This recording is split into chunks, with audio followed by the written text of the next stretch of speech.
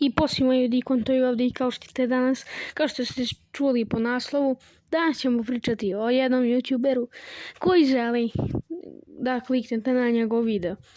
Ovaj youtuber, neću vam kažem ime, zato što ne želim da vidite kako se zove i da ga hejtete, ali da, ajmo da krenemo u video. Ipak me malo baš briga, ipak ću mu reći ime. Ovaj youtuber se zove Vasilije Gaming i on snima obično Brawl Stars i šorceve i nagradio se šorceva koji ćete vidjeti sada. I da, ovako se zove njegov jedan video, prosječan video naravno. Uđi ako si pametan. Ne znam što ne smije on da uđe u taj klip, ali daj dobro. Pa ništa, ajde da gledamo njegov video. I pozdrav svima ljudi, danas ćemo snimati Brawl Stars. Pre samog početka videa bacite like i subscribe. A ne idemo da krenemo samo gledamo trailera. I šta kažete?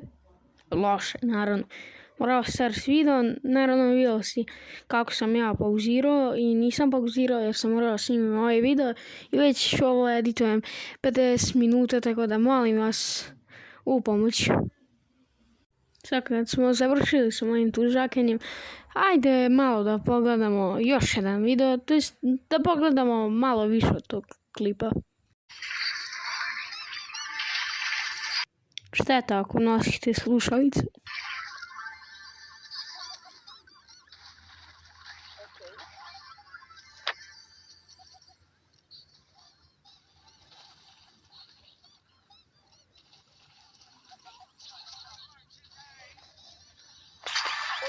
Okej.